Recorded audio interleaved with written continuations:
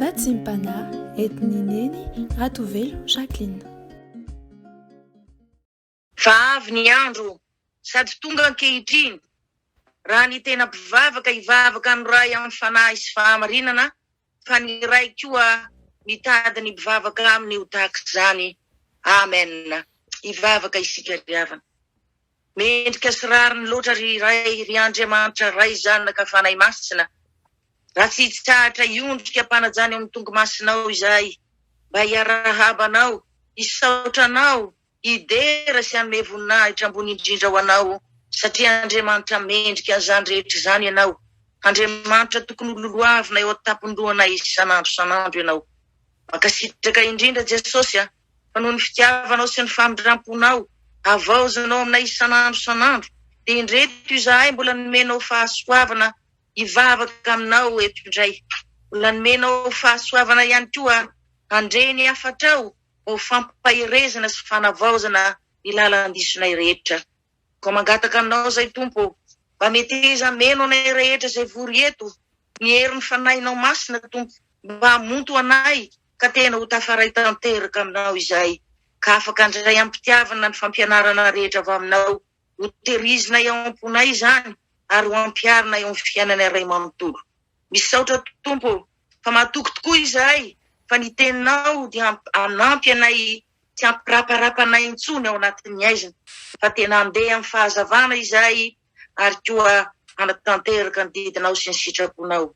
Misaotra Jesosy. Amen. Dia mbola faly miarabantsika rehetra amin'ny anaran'ny Tompo havana ary mbola faly ihany koa manonona ny fahasoavana mba ampiadanana avy amin'Andriamanitra ray sy Jesosy Kristy Tompontsika ary ny hery fampiraisana avy amin'ny fanahy masina. Amen. Ny teny izay angalantsika fampahirezana ry havana androany dia izay hitantsika ao Malakia 3:7 ny 7:20 ka hatramin'ny 2:20. Malakia 3:7 ny 7:20 ka hatramin'ny 2:20 uvakitsika amin'ny anaran'i Jesosy Kristy Tompony teny. Fa indro avy ny andro mandoro toy ny fantana mandoro izy, ary ny prearea sy ny mpanao ratsy rehetra dia ho vodivary, ka dia andoro azy ny andro zay ho avy Jehova Tompony maro, ka tsy asiny miangana na ny fakany na ny sampany. Ary hiposaka aminareo zay matahotra ny anarako, masoandro ny fahamarinana, manana fanasitranana ao amin'ny tanany, ary ivoaka ianareo ka hifalevanja toy ny omby mifahy. Ary ho itsahinareo ny ratsy fanahy ka ho lavenina eo ambanin'ny faradianareo izy amin'ny andro zay ho tendreko Jehova Tompony maro. Amen. Izany teny voavy ny renesitsika izany ry havana, raha izany no dinihana dia tena tokony ilaina mihitsy amin'izao vanim-potoana feno fahasarotana lalovantsika izao, ny hananatsika zanak'Andriamanitra, isika kristianina rehetra, fomba fijery hafa mihitsy no ireo olona izay mbola miaina ao anatin'ny fahalotona, ao anatin'ny faharatsiana tanteraka. Ny fitondran-tenatsika ihany koa dia tokony mba hiavaka manoloana an'ireo olona izay mbola tsy mivavaka, manoloana an'ireo olona izay tsy manao tsinotsinona n'Andriamanitra. Ary izany dia mariny tenin'Andriamanitra tokoa ao amin'ny Efesianina 5:5 manao hoe, fa maizina ianareo fa iny fa efa mazava ao amin'ny Tompo kosa ankehitriny, mandehana tahaka ny zanaky ny mazava. Izany hoe raha mbola miaina ao anatin'ny fahamaizinana zany isika dia tsy mahagaga raha mitondra tena, raha misaina miaina ao anatin'ny fahamaizinana ihany koa, manana toe-po maizimaizina ihany koa. Fa rehefa tena lasa zanak'Andriamanitra isika, rehefa tena milasa zanaky ny mazava, dia tokony hisy fomba fiainana mifanandrify amin'izay koa iainatsika. Ary izany dia ho hitan'Andriamanitra isan'andro ary koa ho hitany fiarahamonina izay iainatsika ihany koa. Iza tokoa moa ry havana no tsy mahatsapa amin'izao andro madiva hifarana izao, fa be dia be tokoa ny olana miseho, betsaka ny sedra mahamay miseho amin'ny fiainatsika. Ary izany no mahatonga ny tenin'Andriamanitra eto manao hoe, fa indro avy ny andro mandoro toy ny fatana fandoroana izy, ary ny prehare sy ny mpanao ratsy rehetra dia ho vodivary, ka dia nidoro azy ny andro izay ho avy ho Jehova tompony maro.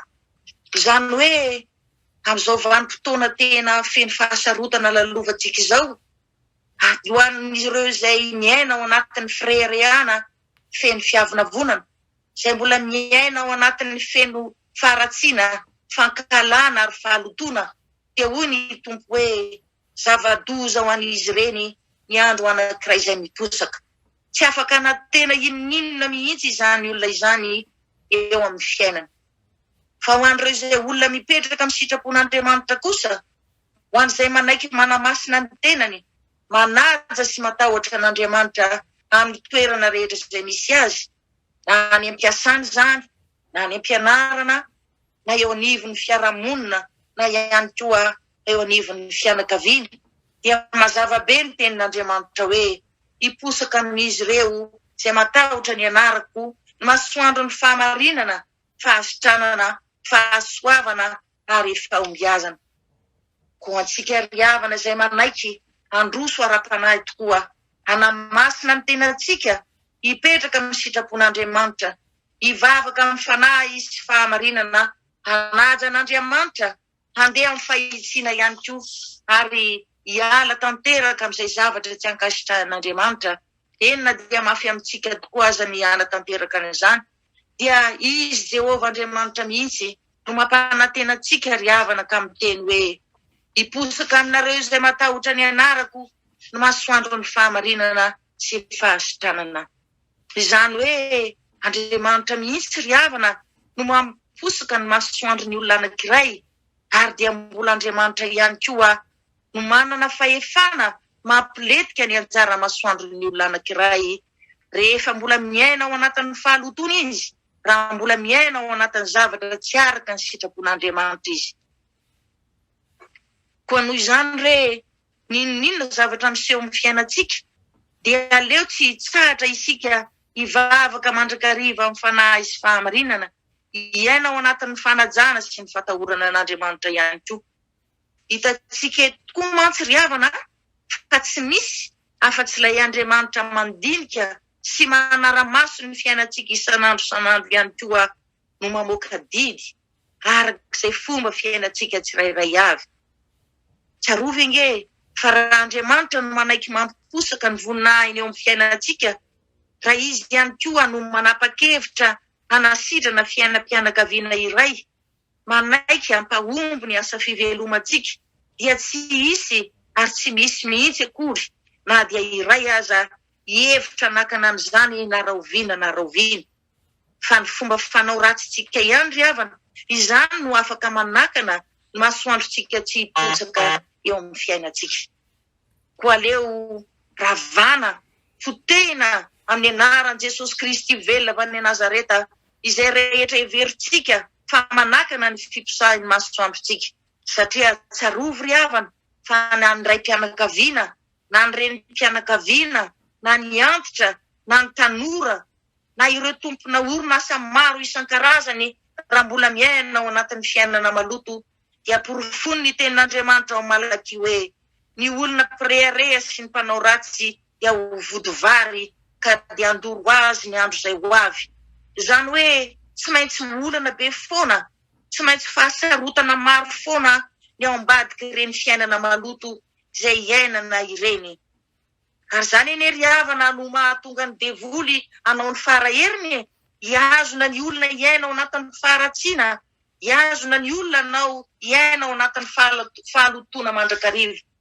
Satria tsarovy tsara fa tsy zaka ny devoly mihitsy zany hoe ny anjara masoandrotsika avy amin'Andriamanitra hiposaka eo amin'ny fiainantsika izany. Tsy zaka ny devoly zany hoe mahita ny fahasitranatsika, ny fahombiazantsika, ny fiadanatsika sy ny fifalitsika izany. Fa satriny isika iondrika mandrakariva ao anatin'ny fahoriana, ao anatin'ny mialahelo, ao anatin'ny fahantrana, ao anatin'ny fahamazinana foana. Ko raha samy maniry fahagagana iseho avy amin'Andriamanitra re isika, raha samy te hahita ny famonjena amin'ny lafiny rehetra avy amin'Andriamanitra re isika, ny tokony ataotsika riavana dia manatanteraka tsakany sy andavany izay rehetra tadiavin'Andriamanitra amintsika tsirairay avy dia makato azy isan'andro manaja sy matahotra azy amazanak'Andriamanitra tsika. Vatsarovy eny riavana ny zavatra nataon'ilay zanak'Adaly. Hita ilay zanak'Adala fa tena tsy mahay nanaja ny tena mihitsy. Teo ambany fiahiny ray iny izy no nilaza hoe aleo aho andeha am'izay, omeo any anjara fananako fa tsy mety amiko intsony zany mety zany. Aleo am'izay aho anao zay tiako atao. Eny fa na dia tsy nanajava mahory tokoa aza io zanak'Adala io teo anaty fiahiny ray. De tahaka izany koa isika riavana raha manao zay tiantsika atao, tsy mila mankatoa, tsy mila miaino ny sitrapon'Andriamanitra. Fa izay tiantsika no ataotsika, izay tandrifitsika ny tandrifiny saitsika no ataotsika, izay mahafinaritra atsika foana no ataotsika. Fa inona ny hafaran'ilay zanak'Adala ho isika? Ny fandrombaka sakafo tamin'ny kisoa izy. Raha mba fantatry io zanak'Adala io mihitsy mantsy ny zavatra hiafarany atsy aoriana kely, hoe fandrombaka sakafo amin'ny kisoa aho, dia tena tsy miala teo amin'ny tranony rainy izy fa nipetraka tsara teo. Raha tena efa miorina tsara azy isika riavana mandray izao tenin'Andriamanitra izao, dia tsy maintsy hiteny ihany koa isika hoe aleo mipetraka tsara amin'ny mahazanak'Andriamanitra, aleo miezaka isan'andro manamasina ny tenantsika foana. Satria ny devoly fahavalontsika tokoa dia te hitondra tsika mandrakariva any amin'ny fahaverezana. Noho izany dia tena ilaina tokoa riavana ny mifona, ny mibebaka, miala amin'ny faratsiana rehetra. Satria raha mbola mitondra tena anarana ho kristianina ihany re, raha mbola mitondra tena ho zanak'Andriamanitra ihany re isika, kanefa ny fomba fijerintsika, ny fomba fanaontsika dia mbola mitovy amin'ny fomba fanao ny fomba fijeriny izao tontolo izao ihany, dia mino aho riavana fa tsy ho eken'Andriamanitra izany rehetra izany. Tokony hafa mihitsy mantsy ny fomba fiainantsika, ny teny alokan'ny vavantsika, ny zavatra jeren'ny masotsika, ny toerana lehan'ny tongotritsika amin'izao toerana mahazanak'Andriamanitra antsika izao. Ka izay ataotsika rehetra dia tokony aneho fahazavana foana, tokony aneho fahasoavana, fahatsarana, ka tonga n'Andriamanitra nanapa-kevitra ampiposaka ny mahasoandrotsika avy aminy. Efa nanao fanampy tamintsika tokoa mantsy Andriamanitra hoe ary posaka aminareo izay matahotra ny anarako, ny masoandro ny fahamarinana, manana fanasitranana eo amin'ny tanany. Ary rehefa sitrana isika dia hivoaka ka hifaly evanja toy ny zanak'omby mifahy hoy ny tenin'Andriamanitra. Amen. Hivavaka isika. Makasitraka indrindra ry tomponay sy mpanjakanay, fa noho ny fitiavanao sy ny famindramponao tsy mety ritra ataonao aminay isan'andro, dia mbola niteny taminay indray ianao androany, mbola nanafatra anay indray ianao androany, nanoro lalana aminay, nanokatra ny masom-panahinay mba tsy raparapahanay ao anatin'ny aizina tompo. Nampafantarinao anay androany ny zavatra tokony ataonay, tokony izay anana fomba fijery hafa mihitsy no maha-kristianina anay, amahazanak'Andriamanitra anay, fa tsy hitovy amin'ireo olona izay mbola miaina ao anatin'ny fahalotona, izay mbola miaina sy mitondra tena ao anatin'ny faharatsiana tanteraka. Tokony ihany koa izay anana fomba fanao hafa no amahazanak'Andriamanitra anay eo amin'ny lafiny rehetra. Fantatrao ihany koa izay tompo fa samy maniry azo izany famonjena avy aminao izany, samy maniry anehoanao ny fahagaganao eo amin'ny fiainanay. Kanefa androany dia nampafantarinao anay tanteraka fa nanao fanampy mihitsy ianao fa ireo olona rehetra matahotra ny anaranao ihany, ireo izay manaja sy mankatoanao ihany no hitenenanao fa tsy maintsy hiposaka amin'ny masoandro ny fahamarinana sy ny fanasitranana. Fa ireo olona mipirearea sy mpanao ratsy kosa dia ho vodivary ka dia andoro azy ny andro izay ho avy. Misaotra indrindra tompo malalo, fa fantatray tokoa fa tsy tianao izay iainao anatin'ny fahamazinana, tsy tianao izay iainao anatin'ny fahoriana sy olana maro, ka dia nampafantarinao anay mazava tsara ny lalana tokony izoranay, ny safidy tokony noraisinay fa tsy ho diso lalana intsony izay. dia nivavaka amin'ny fanahy sy fahamarinana, iaina ao anatin'ny fanajana sy ny fahatahorana an'Andriamanitra, hiezaka namasy tena isan'andro isan'andro. Koa mba mangataka anao zay Jesosy Tompo, mba ampio ho lavitra anay ny fiainana feno frera ihany, mba ampio izahay ho lavitra anay ihany koa ny fanaovany ratsy isan-karazany, mba tsy ho tanteraka aminay koa izany hoe ho vodovary izany Jesosy eo, ka andoro anay ny andro izay ho avy rehetra mbola iainanay. Mbola miandrandra mandrakariva ny fanahy masinao ihany koa izahay Tompo, mba hanampy anay hanao ny sitraponao rehetra, ankatosy anaja anao, ary ho feno fahatahorana anao amin'izay rehetra ataonay, mba iainanay ao anatin'ny fahazavan'ny masoandro miposaka avy aminao, mitondra fahamarinana sy fahasitranana tanteraka. Amen. Ray soampinoana ry havana mitso-dranomasina avy amin'Andriamanitra raitsika. Itahy anareo ane Jehova ka hiaro anareo, ampamirapiratra ny tavany aminareo ane Jehova ka mindra fo aminareo. Hanandratra ny tavany aminareo ane Jehova ka hanome anareo fiadanana, ary mbola hiteny aminareo ihany koa hoe hiposaka aminareo foana masoandro ny fahamarinana sy ny fanasitranana.